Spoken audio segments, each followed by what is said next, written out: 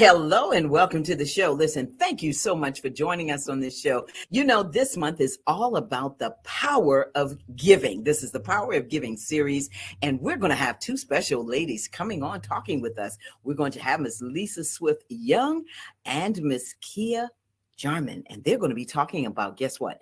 Give Black, Give Back. And so I just want you to sit back, relax, and enjoy because it's coming up next. We'll be right back.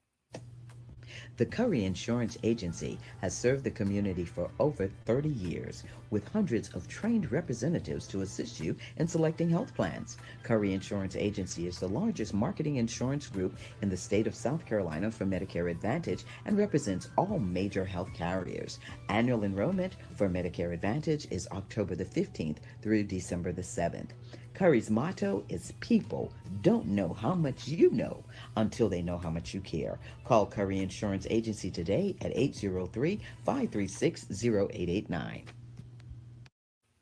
Welcome back to the show. Well, I told you we have a great show planned for you. You know, we're talking about the power of giving, but, you know, I always start with what's on my mind. And, you know, today on my mind is really about the Omicron virus. And I'm saying that because, folks, we have got to take this seriously. Now, depending on whether you have your vaccine, your vaccination or not, it's that we have to be diligent about how we are spending time with each other, how safe we are with each other, washing our hands, social distancing, wearing our masks. That's still the key.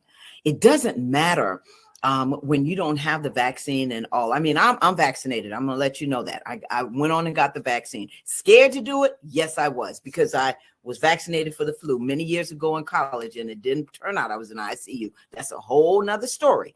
But I went on and got it because after I saw what happened, I said, you know what? I want to be here a little longer. And so I'm just urging you, folks, to please take this seriously. You know, the government is telling us one thing, and I know a lot of you are saying you don't believe them. Of course, you know, that's one thing or another, but you have to be wise and you have to think for yourselves, and you have to make some choices of how you want to carry on and how you want to do. I mean, I've lost my aunt, as I said, from the virus, and a lot of you have. And so I just really am just urging you just to take care of yourselves and help each other. As I say, remember, be a blessing to somebody each and every day. So that's what's on my mind. I'm not going to go any further. That's what's on my mind, because we've got some great guests. Listen, I'm blessed to have these women come on. When I talk about powerful women, when I talk about what women are doing, African-American women doing in our communities, these two women are doing it. So first, I'm going to introduce you to a mother, a wife. She is the mother of two adult children. She has a TEDx that's coming out. She's a TEDx speaker, philanthropy advisor, author of 2 books, has a hair care line. I mean, she's got it going on. Then the other lady, I mean, what else can I say? She's just fabulous. They both are fabulous women, and they're here with Give Back, Give Black. And that's Miss Lisa Swift Young and Miss Kia Jarman. I think I'm saying that right, Kia. She's shaking her head. All right, come on out for backstage, ladies. Oh, wow. Hey, hello. How are you ladies doing? You look fabulous. Thank you. You look amazing. So we got to keep it up, you know. Yes, we do. Yes, we do. Lisa and Kia, thank you so much for joining us on this show. Anytime it's talking about giving back, and, you know, I said, this is about the power of giving. One thing about me is people say some people say that's my weakness because I'm a giver. And I don't think it's a weakness. I think it's something that we're supposed to do and something that we're supposed to pass on to our children and their children's children. So let's get started. I want to first talk with you both about how did you start working together? Talk about that, because you are the co-founders of Give Back, Give Black. Yes. So I will start off with a story. So my husband and I and my 2 adult children, we have a fund at the Community Foundation of Middle Tennessee. And that fund, we'll get into that story a little bit later, but we were asking about like what type of training you have for philanthropists, because being first generation philanthropists, we didn't know anything about being a philanthropist other than it was something that we knew we aspired to do at some point. And when you sometimes, like in many times when you get to where you thought you wanted to be, you don't realize that you like, okay, I'm here, but I'm not exactly sure how to make this work. So we had a wonderful liaison here at the Community Foundation of Middle Tennessee, Audra Cox. I definitely want to call her out. And I was asking her, like, what type of training do you all have for philanthropists? And she was like, well, we don't really have a lot going on right now, but Black Philanthropy Month is coming up, and it was August. I had never heard of Black Philanthropy Month either. She said, we're going to put some things together. We're going to invite some other fund members or people who hold funds there. And Kia is part of a fund. And so that's how we sort of met. And we met around this whole process of, you know, sort of advocating for Black philanthropy with Black Philanthropy Month and other activities that we do, and then really amplifying the voices of Black philanthropists, and then advocating for nonprofits was sort of kind of like we found each other at that event. As we try to get other philanthropists together, you can get some really great ideas when you pull some really enthusiastic and passionate people about it. So that's how we sort of met, and then we sort of started to share a similar vision, and so that's why Give Black, Give Back exists today. Wow. And, you know, I do apologize because in the intro, I said, give back, give black. That's because I'm doing so many give and black and back. And so it is give back, give black. Am I correct in saying that? Give black it first. Is we always give black and give. So I did say it right. Be black first. Be black first. Okay, I did say it right. I did say it right. Okay, yeah, you did. And so Lisa, while you know, I think Kia, we lost the connection, but she'll be right back. And Tiana, you can check with her as well. Let's talk about your philanthropy experiences and what led you to being this big philanthropist.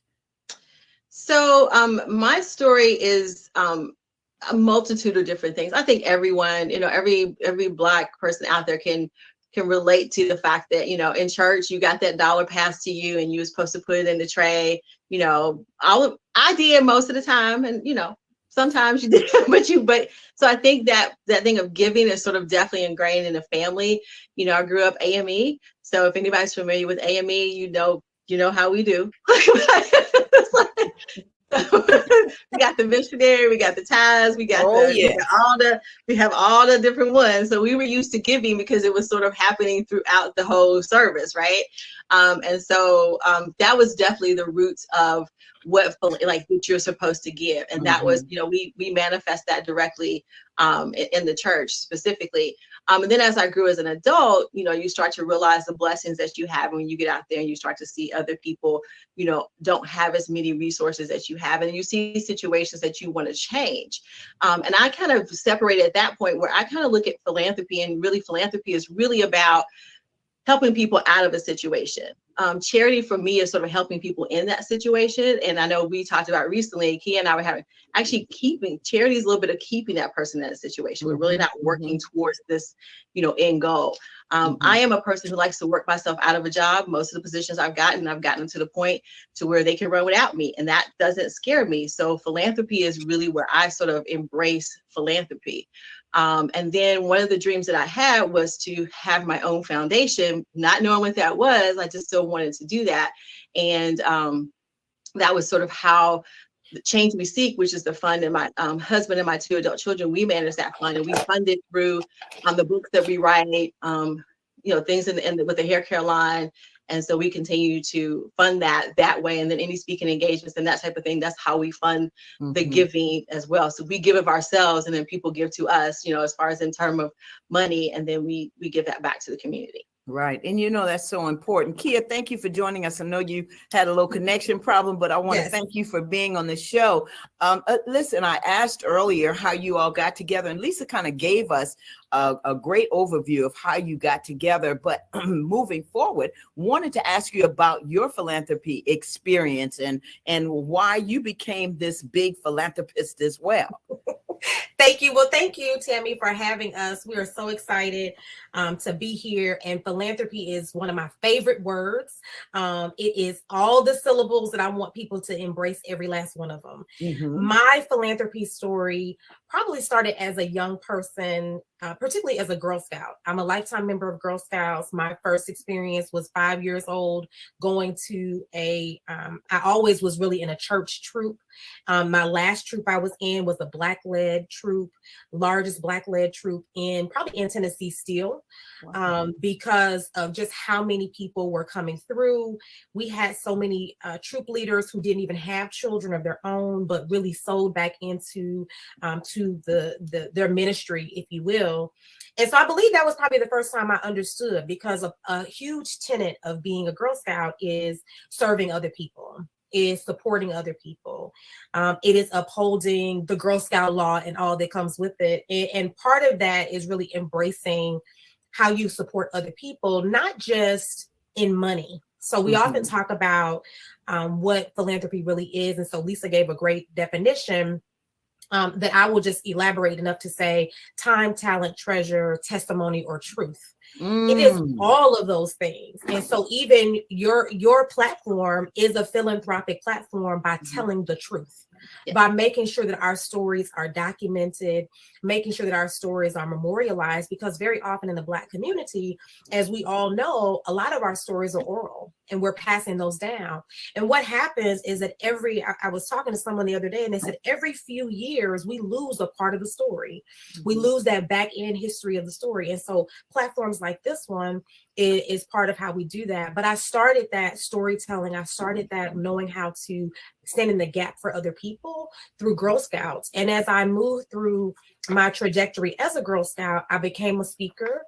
I was a Girl Scout, doing a lot of the public speaking on the stage, leading up to keynote, introducing folks, doing all types of things. So I was able to, of course, that was my philanthropy story, but certainly not the end of philanthropy for me. Wow. And I'm excited to just get more people interested in knowing that philanthropy is more than just what's in your pocket. It is the ancestral gift, the heritage, your background that you present and bring into every room that you have. And so it's the manifestation of our ancestors' dream for us to be able to give to other people, because very often that's all they had was their time, was their ability to keep smiles on their face in the midst of some of the most challenging situations. And so it's our gift back to them that we're to support each other. Right. And I'm so glad that you talk about time and talent, because a lot of people, when you bring up philanthropy, the first thing they think about is you've got to have the $1 million, but it's all about time and talent. I love the way you said that. I was sitting here writing it down. As you were talking, Kia, you saying it so fast: time, talent, telling the truth. And I was like, okay, girl, I got it. Yeah. But it is so important, I think, listening to your ladies talk, that we should get across to the viewers that it's all about you giving of your time and your talent and passing that on. Just like I said earlier, it's about passing on. I mean, Lisa, you talked about AME. Okay, I grew up Presbyterian, but I played the organ, piano. I played for every denomination that you can think of. But I became an AME after I got married. I'm divorced now, but after I got married, I became an AME.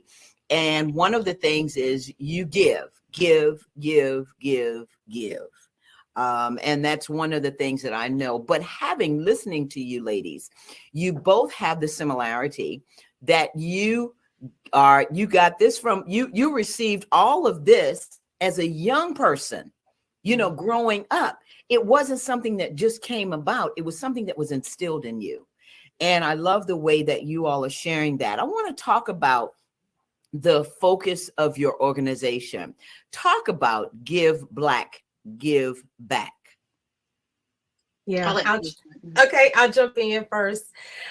Give Black, Give Back, I believe, as Lisa probably shared with you, is it's really it's our heart work. You have hard work. This is our heart work. This is something that is so important to both of us, because what it does is a few things. So we're housed at the Community Foundation in Middle Tennessee. And there are 40 plus Black-led, Black endowed, or Black memorialized funds housed at the Community Foundation. But it was only a couple of years ago that they began to really bring people together to even know that all of these funds existed. Because again, people would make a lot of assumptions about Black philanthropists, that they don't exist or we don't give, all of those myths and misnomers that we've heard. So one is to support and provide resources to those funds. That's the first thing that we work to do. Second is we have quite a few Black-led nonprofits. And I always say Lisa's our statistician, so she brings all the great numbers. So she always shares those with me, in that we understand that when we give our money to large, mostly dominant culture organizations, white-led organizations, only about 3% goes to the heart of the community, which we know just from my work and background, I would say we know that between 80 and 90% of nonprofits across the world are white-led. And about 70 to 90% of those organizations are Black and brown supported. So you can do the numbers there. If only 3% is going, you know who's not being impacted. Exactly. But when you give to Black-led nonprofits, the data shows and reflects that majority of that money goes right back into the community. It's recycled, because the overhead usually, as Black people, usually we have to be more scrappy, if you will, more nimble in our work. We have to have more humble means in the way that we present. That doesn't mean we should always keep it that way, because I'm looking at Lisa and I know that would be appropriate for me to say, because she's our money person too. But we don't want to stay there, but we know that that's been the requirement of us. And so because of that, we have learned, the saying is make $1 out of 15 cents. We have learned how to do that well. And so we know that the money goes and it triples, and it has the ability to triple and quadruple in our communities. And what I always want people to know is that then that money circles back around. And then the third thing, so I can get long-winded, but the third thing that we do is really make sure people understand and are educated about the racial wealth gap. We are about 212 years behind the white community, and making sure that, in particular, because we are working with the Community Foundation, and a great majority of the people that they work with are white individuals and white organizations, that they understand their responsibility in ensuring that that they're having these conversations with us, because we alone can't have this conversation in a silo. It's important for us to make sure we're having this conversation with those folks who have sometimes benefited from the work and the philanthropy of Black people, but not necessarily we've gotten the reward or the outcome of that. And so that we have a 3-part mission, and it really is, over the last 2 years, we have really been, the pandemic has been very challenging, but Lisa and I have really rolled up our sleeves and said, let's do the awareness building of just making sure people know this is historically who you are, right? This is not new. As one colleague said one time, he said that our ancestors brought philanthropy over on the transatlantic slave passage. And that's important for us to remember, that this is also not American, that we are philanthropists. It is also a part of our, the integrity of who we are within the continent of Africa. So that's our mission. Lisa, did you want to share any additional points? So, first, from that standpoint, I think, you hit up on a couple of different things. I am going to throw out a couple of stats. So when we talk about Black philanthropy, and these are the numbers that we like for people to share or would like to know, that Black philanthropists give $11 billion annually. Wow. So let that sink in. Wow. So a little bit of money, $11 billion annually. And so we are one of the largest demographics as far as giving is concerned. The challenge is that we're not getting that money circulated back. And so one of our goals is to literally go to these organizations and say, make sure there's some equity when this money is distributed. So we're not talking about additional money. And I think I want people to know that as well. We're not talking about, coming out with another $11 billion to support a Black foundation or not nonprofit. What we are talking about is going back and getting the equity share of what we're already putting out there, and being more intentional about being mindful about what we give and how we give and who we give it to.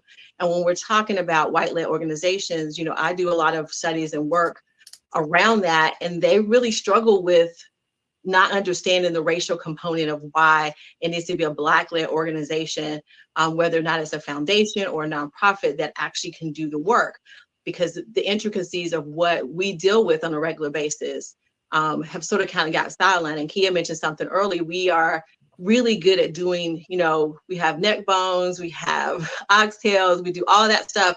And we're so good at it, it looks easy, right? So people don't think, well, they don't need that much because you can make it work. Mm-hmm. And we've got very industrious, but that money is our money, and it should be. And a part of this American society, equity should be something that we strive to and actually should demand in that case. And so one of the things that we do around this work is really talking to white philanthropists and organizations, specifically around why Black-led organizations are necessary to actually address racial inequality.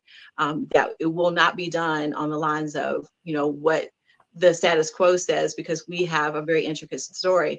And then Kia, talks about from the continent specifically, there's that theory of Ubuntu, right? So we embody that. That is who we are. We are in the collective. I had the opportunity to travel to Tanzania and Ethiopia a couple of years ago.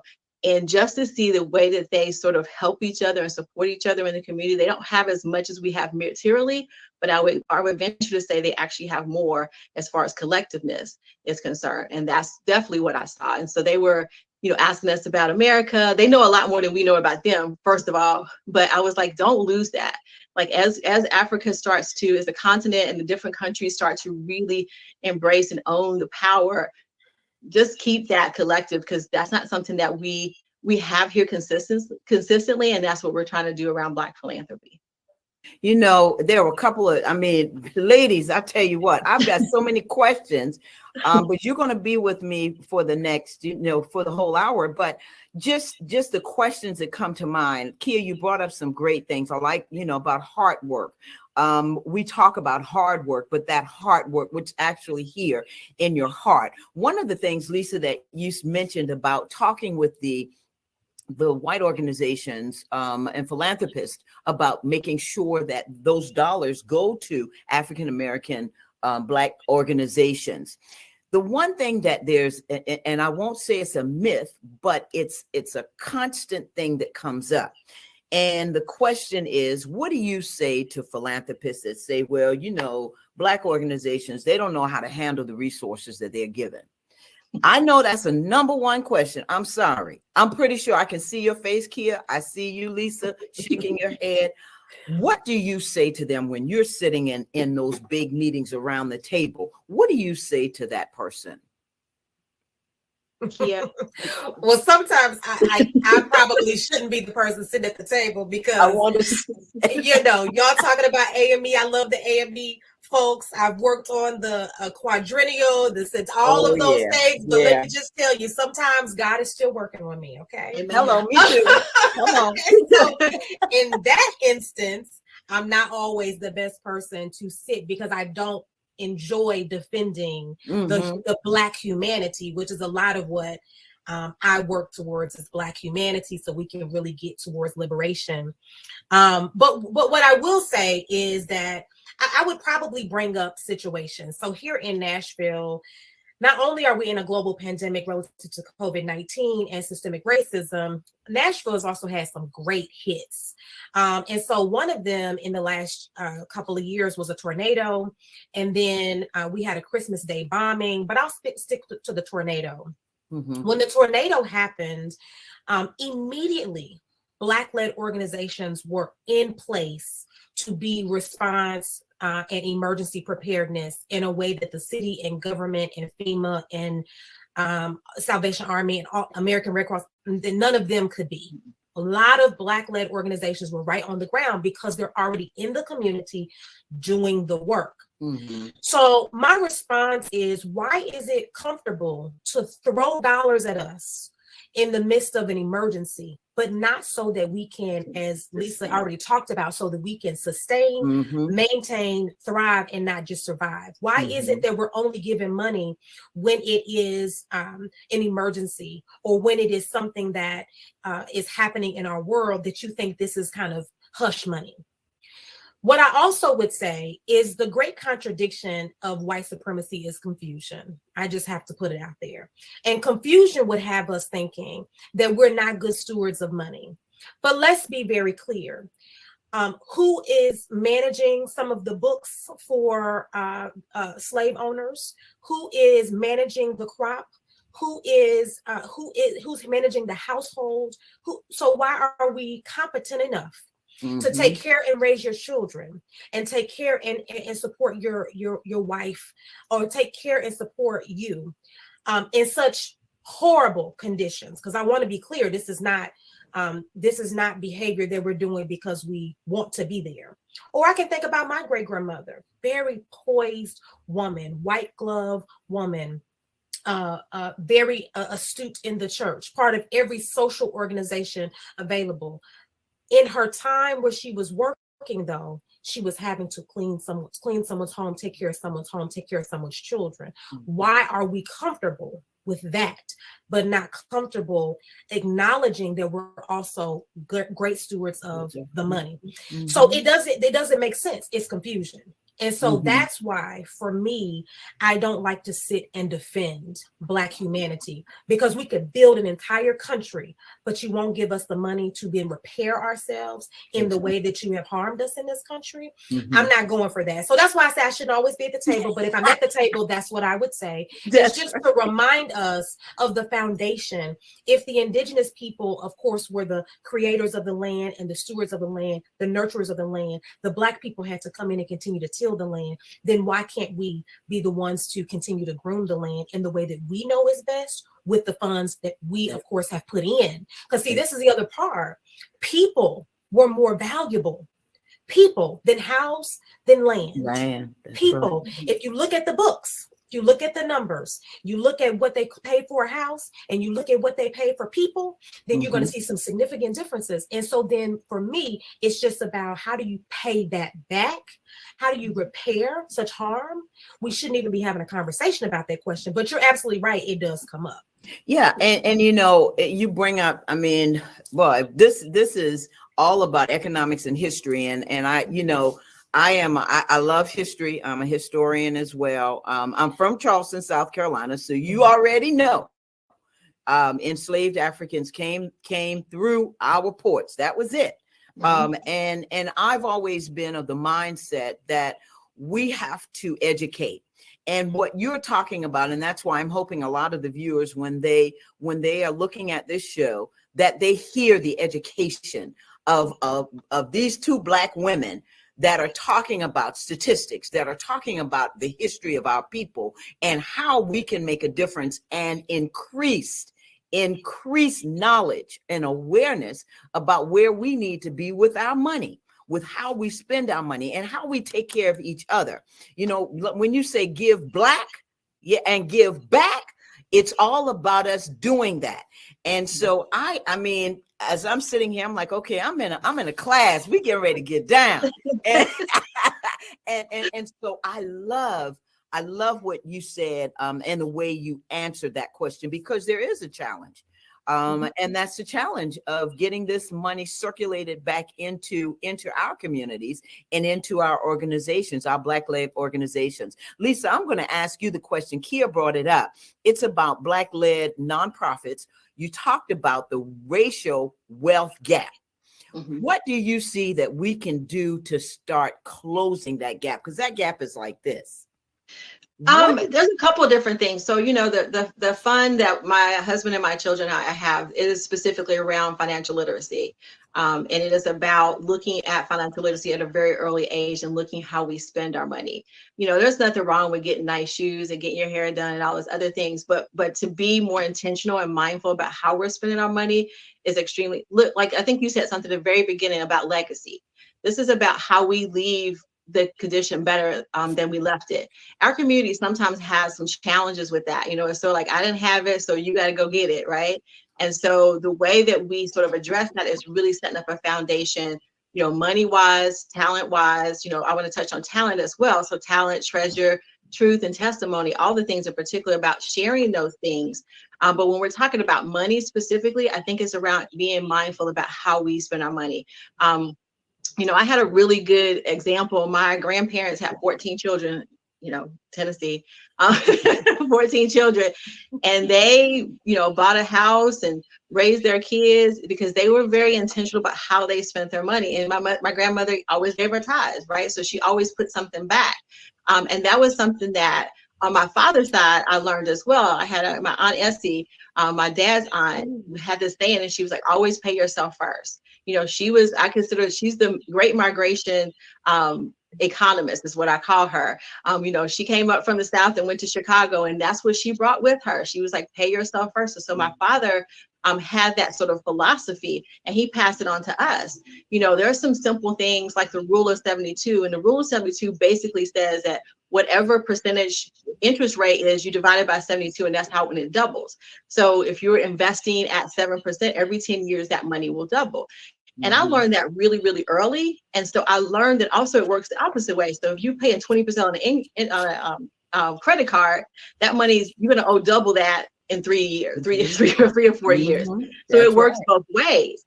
And so understanding those basic things and making decisions, informed decisions about how you spend your money, then I think makes us more intentional, and it gives us that foundation for growth. And then really looking at legacy. How do we grow the bit? How do we get, Black Wall Street? I know I was talking to, I think the other day was talking about Black Wall Street is in Lithonia. They've opened up a site there. We know about Tulsa. We know about, I was living in Raleigh for quite a while, and there was a Black Wall Street there. How do we sort of create, we're here in Nashville. I can go on and on about, Jefferson Street, was sort of a Black Wall Street type situation.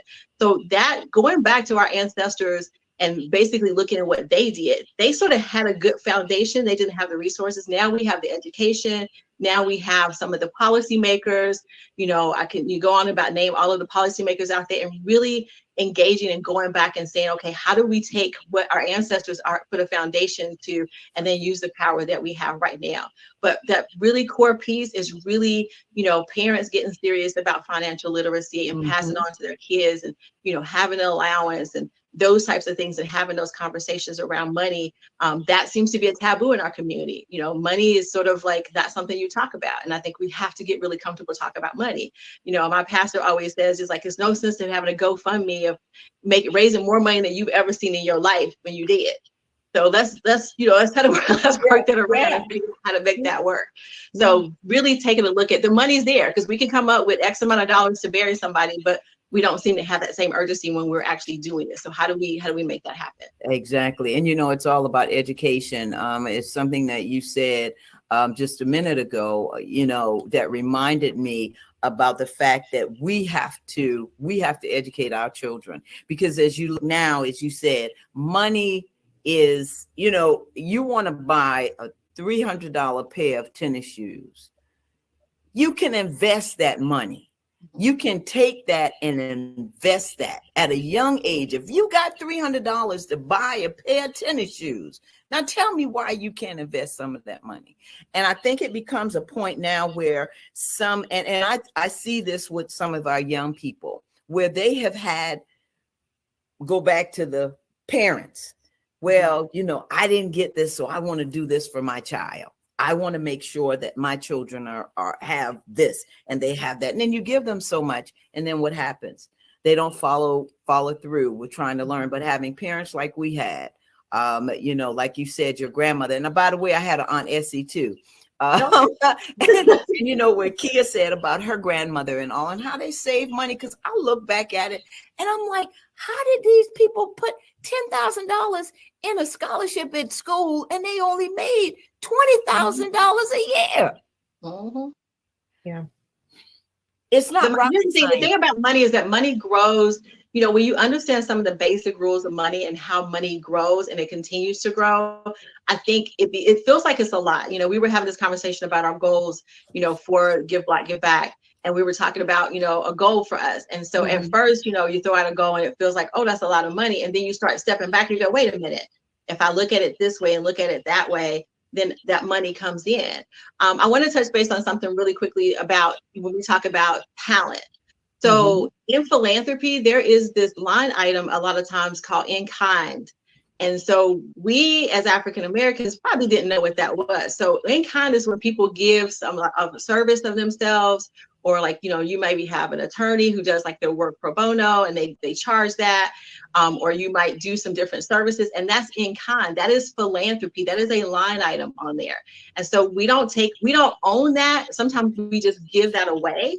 And I think understanding the terminology of how we can do that. So anybody listening right now who's ever volunteered or done something, for an organization, and you can write that off as an in-kind donation. And there's a monetary thing attached to that. And there's some tax stuff that gives you some benefits with that. So really understanding how those things work. And as philanthropy advisors, Key and I sort of are educating people on ways that we've given it away and we need to take it back. It's like, and I don't mean stop doing what we're doing. I just mean be more intentional about what we're doing and how we're doing it. So that's what we want to talk about. We want to make sure people know that as well. Exactly. Well, listen, ladies, we're going to take a break because like I said, I am loving this. I could talk to you all night long. But there are some other things that I want to talk about. I want to talk about the big payback. I want to talk about events that you all have coming up. So much. There's so many questions I still have left to ask you. So I hope you're going to stick with me for a second, Lisa and Kia. And we're going to come right back. Ladies, I thank you. I thank you. I thank you. This is fabulous. This is fabulous. So listen, folks, you don't want to miss it. We're going to be right back. The Curry Insurance Agency has served the community for over 30 years with hundreds of trained representatives to assist you in selecting health plans. Curry Insurance Agency is the largest marketing insurance group in the state of South Carolina for Medicare Advantage and represents all major health carriers. Annual enrollment for Medicare Advantage is October the 15th through December the 7th. Curry's motto is people don't know how much you know until they know how much you care. Call Curry Insurance Agency today at 803-536-0889. The Cecil Williams South Carolina Civil Rights Museum is the Palmetto State's first and only museum. It honors a generation of people, black and white, throughout the state of South Carolina who deserve to be remembered for their unselfish commitments and sacrifices. Enjoy an immersive and entertaining virtual tour. For more information, visit www.cecilwilliams.com.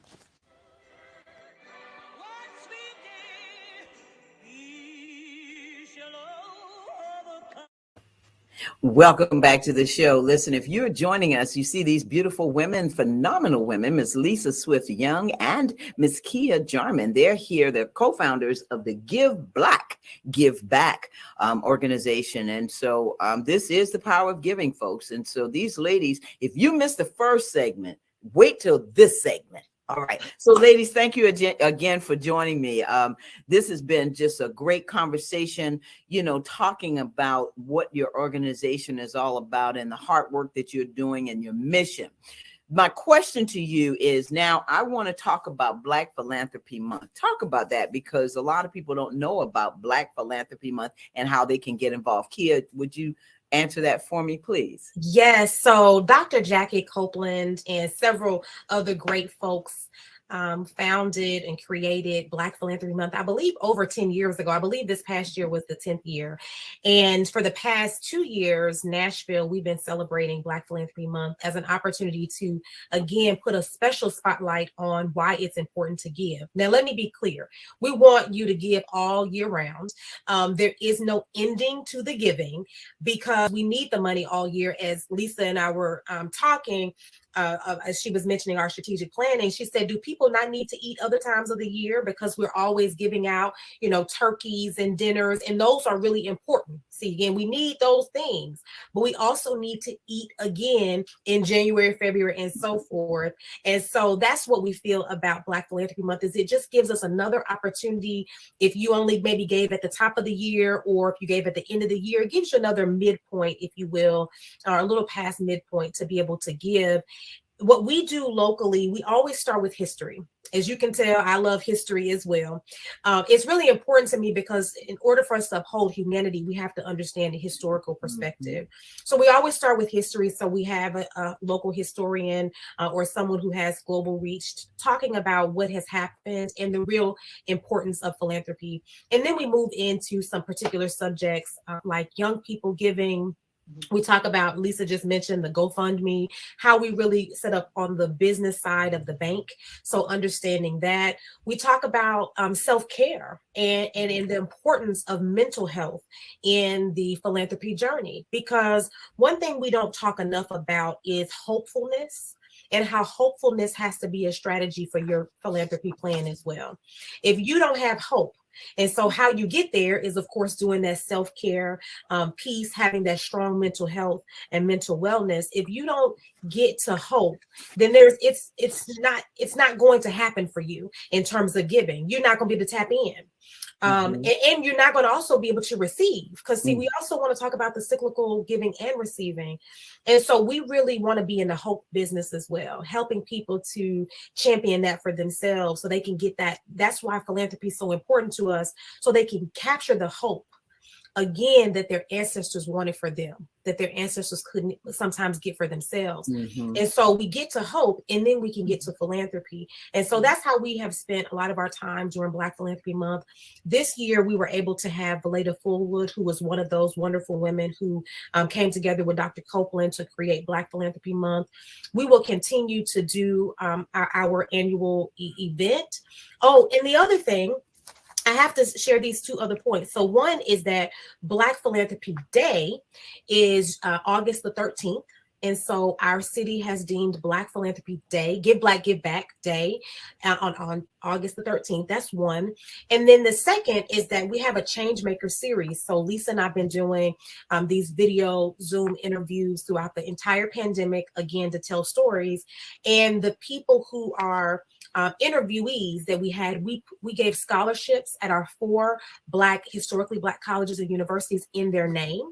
And so it's really important to us that as we have guests come on, that we're able to also sow into the community on behalf of Give Black, Give Back. So we were able to give funds to our HBCUs. We have 4 in Nashville, which is amazing. And it was important that we gave to them during Black Philanthropy Month. So we did that as well. So that's been this past year, and we're excited about years to come here doing that. Wow, you ladies are busy. I mean, if everybody just took a piece, this is a model. Give back, give Black, give back is really that model that needs to be replicated throughout the community. In all the states. I mean, I want to talk to y'all about coming to South Carolina. Okay, that's a whole nother ballgame. We are happy to come. We are happy to come. Here's the thing. So we talk about philanthropy. So, Kia we talk about the history, but don't forget that most of our HBCUs were founded by African Americans, right? So, A&B Church, we know about those. We're before. Oh, yes. And so, and we look at, so Fisk University here. So, we have 4 HBCUs. And so in Nashville, we have Meharry Medical College, which where most of the African-American physicians that you go to or see were trained at some point there. We have Tennessee State University, which is my parents' alma mater. So not to be confused with the Tennessee. We also have American Baptist College, and then we have Fisk University. And Fisk University specifically, the story behind the Jubilee Singers is, they went on a tour to raise money to build that university that still stands today. So philanthropy, going back to historically, it is the manifestation of it exists today. We just have to embrace that and own it for ourselves. And Kia was talking about hope. One of the things in particular is like when you can see yourself in a position of power, then you are able to move forward in a way that is intentional and is a way that's powerful in your life. So it stretches beyond when we talk about financial literacy and we talk about philanthropy. This is not for our own edification. So be clear, none of us, we're not in a position. I am an introvert by nature. And so I prefer to be in the back seat, in the background. But for this cause, I feel like this is what I'm supposed to be doing.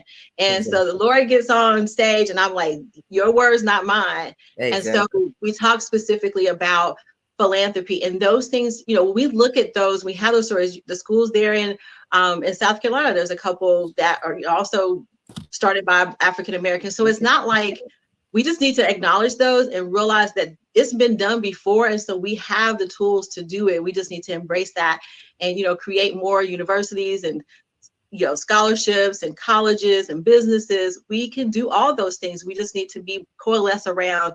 We feel like Black philanthropy is sort of a way to have it sustainable, not just a drop in the bucket, but something that we can pass on to our children and also appreciate now. That's right. And one of the questions that comes to mind is, do you see in during the pandemic that the philanthropy giving increased as opposed to decreased? What do you say to that? I saw an increase. I think from the standpoint, I think people, but I think the thing is that it's charity. And so we're very intentional about how we look at. So charity is what Key was talking about before. I can give you something in time of need to sort of keep you in that situation and sort of give you enough to just get you out of it and just barely get ahead. I think the shift, what we're doing now is really having a conversation about philanthropy, something that's sustainable. It takes people from sustenance to sustainability. And that's where philanthropy is a little bit different. And we're just making sure that people, when these dollars come in and these organizations through the racial reckoning or whatever reasons that they're giving, that we're getting that money, and that money is now for sustainability, not just for sustenance. Right. Wow. I listen, ladies, I got all these things to ask. Okay. So let's talk about your organization's biggest accomplishment. That's a question that came through. Yeah. What would you say your organization's biggest accomplishment has been? Well, I believe part of it has been raising money during a pandemic. I mean, Lisa and I, of course, have met in person many times, but for the most part, majority of our work has been happening online. And I believe when we got the first, I think $15,000 gift, I believe it was, that let me know that people understood the impact of what we were doing. So I believe that that's been really an accomplishment. But what I just mentioned, us being able to endow a fund. So part of it is we didn't start this process with the idea of having a fund. Lisa and her family have a fund. I give in lots of ways and have commitments in lots of places. And then we started getting checks. And so because when we started getting checks, we needed to make a fund. Right. So that's a huge accomplishment. Yeah. But being able to also give that money back out. Again, when we started receiving money, the first thing that Lisa and I began talking about was, how do we give this back out? How do we make sure? Now, of course, we want to be smart and good stewards of the fund. We want sustainability.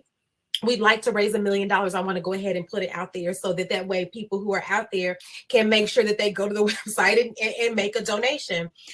Because what we want you to be assured of is that every time you put money in, it's going to find its way back out. And so while we want to, of course, sustain the fund for many years to come so that our children can take it over and grandchildren and so forth, we also want to make sure that we're able to start being the gap between charity and philanthropy, pushing people over that hump so that they can start to make real long-term decisions. And that only happens, again, when you have folks like Lisa and I sitting in an advisor position, able to support people in understanding that you need charitable funds today. But what happens a year from now when you have the same exact needs and the people in your organization have the same exact needs? How do we also get you over that hump enough so that you can start to see the entire forest? Because many of our nonprofits and many of our philanthropists are often in the weeds. They're often in the trees. If you will. And it's by design. It is not by their own design. It's not by their own making. This is how white supremacy works in our country. This is how charity works in our country. Yep. And this is how violence works in our country, very much so, to keep us beholden to certain organizations, certain charitable givers. And so it's important for Lisa and I to be able to push people over to that philanthropy, really, so that justice begins to happen as an outcome, and then liberation begins to be the manifestation again of the ancestors' dreams. How do you become liberated in ways that they never could be? Exactly. We've got to get you to that point. Wow. Yeah. You said a mouthful. And boy, I tell you, ladies, just talking with you brings me to, why it is that I do what I do, and why I love talking with women like you, and not just women and men as well, who are really out here making a difference and creating a space for us to learn and be aware of what we can do.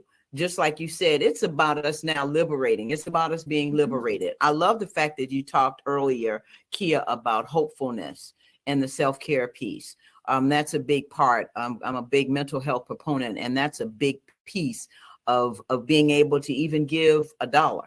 You know, it's the mindset. It's where you are at that particular time. So I do have a question that came up, and Tiana asked this question: what is the big payback, and what is your organization's involvement in that? So the Big Payback is a community foundation of Middle Tennessee. Actually, a lot of different foundations across the country have this Big Payback Day, and it's usually in May. And it's sort of a day that is sort of hyper focused on giving to foundations and nonprofits specifically. Organizations or nonprofits can sign up through Giving Matters and get a profile set up so that they are eligible for those funds.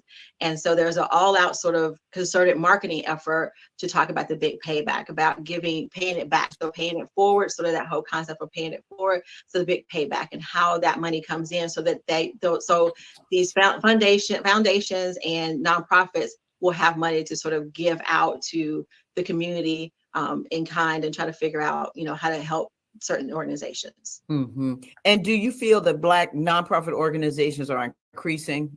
Do you feel that there's an increase? Are you seeing that happen where there are a lot of Black nonprofit organizations?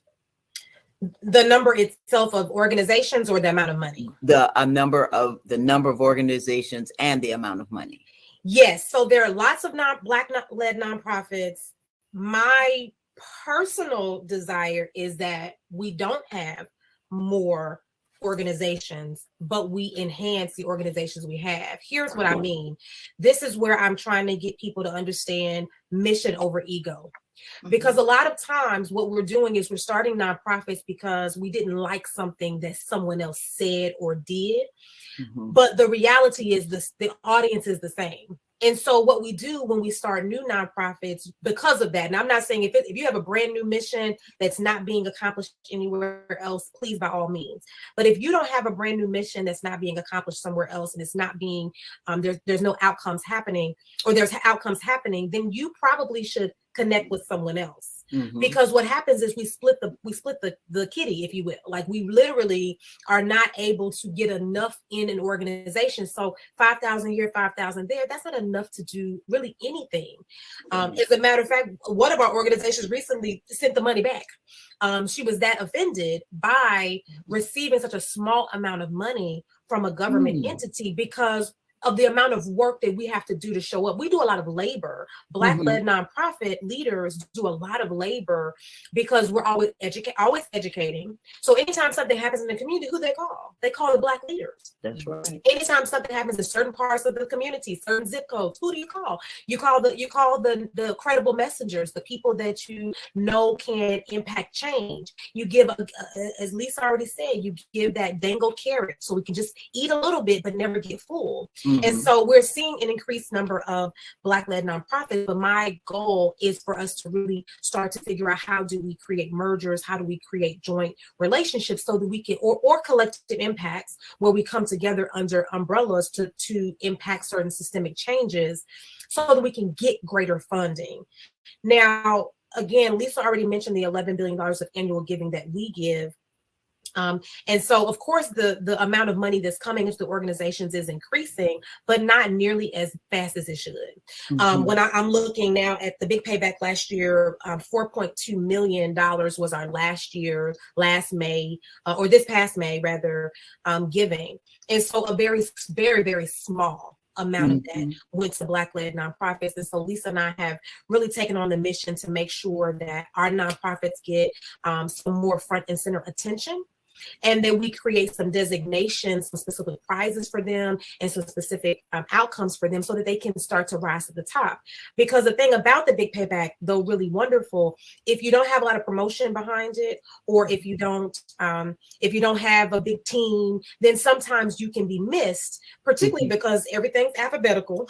So if your organization is way at the bottom because of the name of your organization, then you may not ever be seen. So we are working internally opportunity, not just for Big Payback, but other promotions as well within the community foundation, to make sure every time they put something out, whether it be the discretionary funds, whether it, any type of thing they're doing, that we specifically go to our leaders, our nonprofit leaders, and say, here's an opportunity for you to give. Let us serve as that the foot team, if you will, to really support you. So that's what we've been working on, and we'll continue to work on that until that number starts to look more equitable as it relates to that 4.2 million. We want to be getting a percentage of that in a more significant way, that in particular that matches, in at the very least, the census of our community. Right.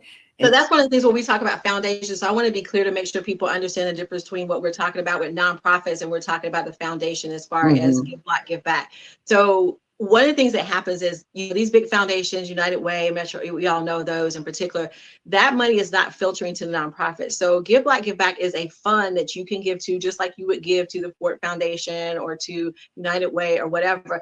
But our intention is to give it, make sure it goes to Black-led nonprofits, so that someone who's giving money does not have to figure out which nonprofit to give it to.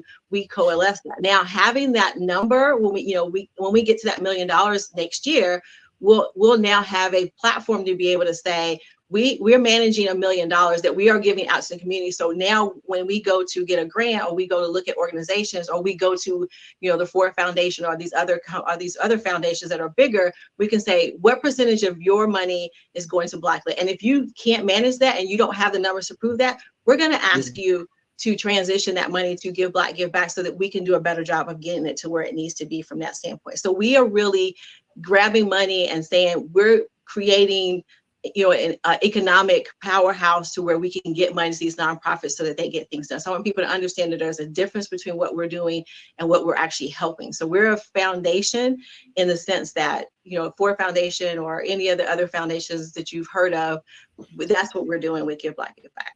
And you're being intentional about it. And I think that's one of the things that some of the other organizations don't do. Like you just said, the big corporations, that's something that they don't do. And they need someone like you that can manage that. And that's what I hear Give Black, Give Back is about, managing that. And making sure that you're intentional as to how it goes into the Black-led in the Black community, and to Black-led organizations. Ladies, I tell you what, I could talk all day long with you all because you have such a poopery of information, a wealth of information to share with us. And I mean, I love what you're doing. I mean, if there's any way the Tammy Show can be a part of it, you come to South Carolina. We got 8 HBCUs right here in South Carolina. Now, I'm a graduate of Howard University, but you know what I'm saying. We have 8 here. I'm very close to Claflin University and South Carolina State, you know, because they're right here in Orangeburg, South Carolina. But all of what you are doing, ladies, is something that I think is going to take off. That $1 million is here for you. You're going to raise that all next year. And I know it's not the end of the year. You still got the end of the year. You still got a few weeks left. Yeah. That's right. Yeah, but I mean, I'd love for you to come back, especially possibly in the month of February. I don't know. You know, we're going to figure it out. It doesn't have to be that, because as we said, it's about money 365 days of the year.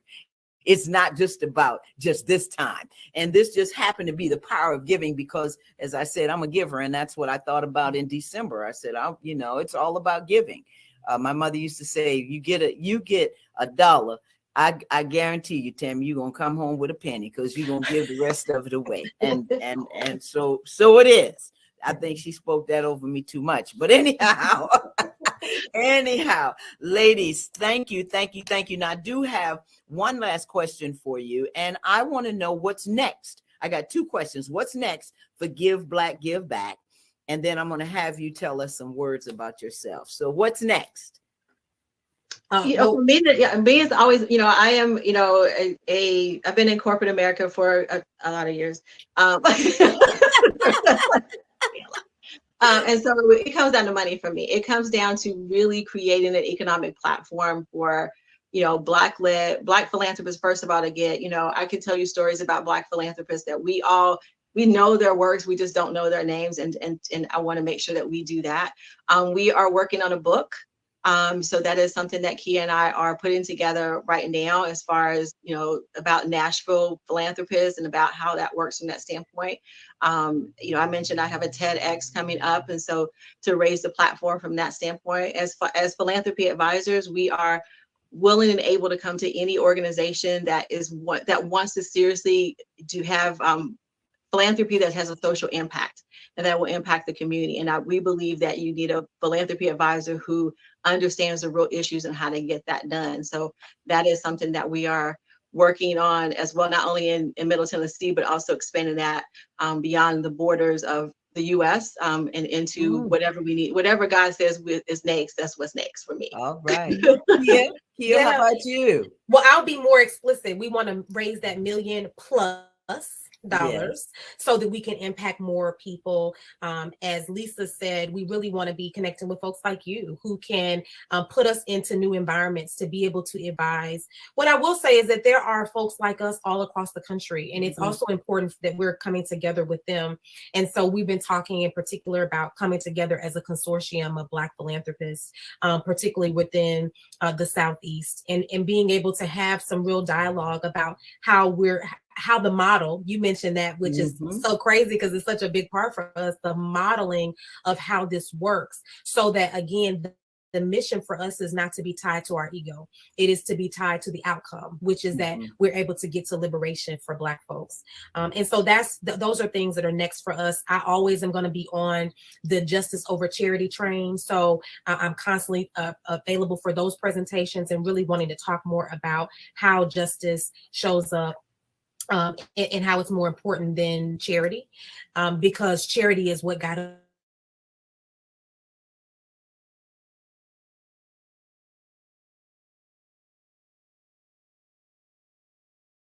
us on slave ships brought into America. So I work at the website, blackgiveback.com. Yeah, that's where you can give your money. That's right, Tiana, that's right. Thank you. That's right. Okay, yes, make sure we got all the website up. Yes, blackgiveback.com is where you can give that money. It's also where you can share your story. Lisa and I also have an opportunity to come live on the Community Foundations page and share the stories of Black people all across the world. So we don't want to just limit that. So at some point, Tammy, we will have to return this favor and have the conversation so we can learn more about your story and your philanthropy. Oh, I would love to. I would be honored.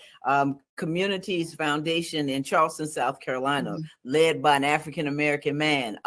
So it's a lot. My family, we have stuff there. So it's just a lot that's happening. And I'd love to be able to do that. Thank you, Kia, for that invitation, and Lisa as well. So ladies, the last question, I always do this for my guests because I'm putting it in my journal. What are 3 words that describe you?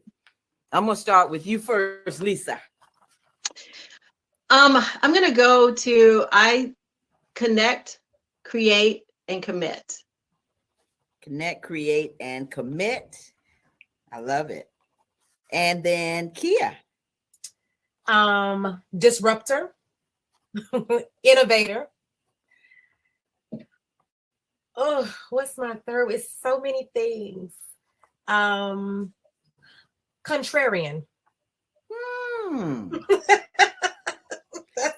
I am a professional contrarian because I have to be a truth teller. So that's how I tell the truth, is to contrary to popular belief. Let's get honest and let's get real about the history. I love it. I love it. Ladies, you are just fabulous. And I want to thank you for taking time to spend this whole hour with me. It doesn't even seem like it was an hour.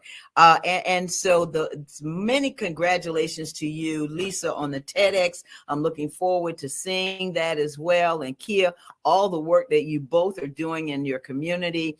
And I look forward to having you all come to South Carolina, come in here in the studio with me. I look forward to interviewing you again and just talking with you about what's going on, even offline. As I said, if there's anything that I can do personally, please let me know. And from the Tammy Show as well, we'll be glad to support you in all that you do. Thank you. We can't wait. Anything we can do for you, anything that you need us to do for you, we are definitely here from that standpoint. Again, we are about making sure we amplifying Black philanthropy voices who want that to be your voice, your show, any of your people that you work with. I think the more we give, the more we get back. And I think that's a lesson that people don't always get, right? The more that we actually give, we actually get more back. So we're all about making sure that whatever you we want you to we'll find out whatever you want to manifest in 22. Since you know what we want to manifest in 22, I have that one question for you. If you don't mind, what is your manifestation for 22? My manifestation is just to make sure that I am being a blessing to others. Make sure that whatever God has for me and whatever he wants me to do, I'm doing his will. And the manifestation is being intentional. You know, I use that word a lot, but for me, it's being intentional moving forward, because we don't know how much time we have. And I want to use all the talents and gifts that God has given me to make a difference in the lives of others. And so that's where I am, being intentional and being a blessing to others. And that's why I need to talk to you ladies. I can't wait. I think it's going to be so exciting. The world is not going to know what happened to them. So that's right. Let's make it happen. 2022, here we come. That's right. Yeah. Ladies, thank you so much. Listen, I just appreciate you so very much. You all have you just brighten my day to day. You are phenomenal.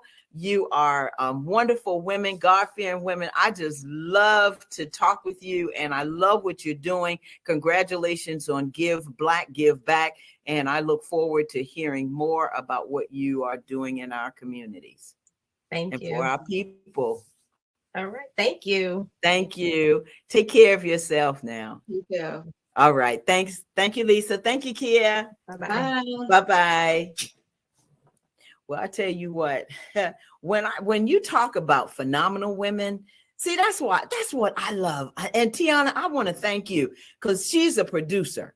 Now, that's what producers do. They find people who are really making a difference in the lives of others. And that's what I always say. That's what it's all about. So listen, I want to thank Lisa Swift Young and Kia Jarman again of Give Black, Give Back. Tiana, show that website for me one more time, please. The website is blackgivingback.com. Please make sure that you go there, read about them, and listen, let's help them get to that $1 million. Because I'm telling you, if they get to $1 million, then guess what that's going to do for us? That's that cycle of giving, and it's going to keep giving. That's what the power of giving is all about, because when you give, it comes right on back. Okay. I can start preaching about that, but I won't do that. Okay. So I just want to thank them again. Give Black, Give Back. Lisa Swift Young and Kia Jarman for being on the show. I want to thank my assistant producer, Miss Tiana. Again, Tiana, you have just outdone it, girl. You've outdone yourself. And of course, our executive producer, assistant producer, and executive producer, associate producer, Alicia Simmons, and everybody that's involved with Tammy. I want you to remember, please subscribe to the Tammy TV Show on YouTube, on the YouTube channel. And as I said, you just go to Tammy TV Show on YouTube. And remember, hit that subscribe button. All you got to do is click it.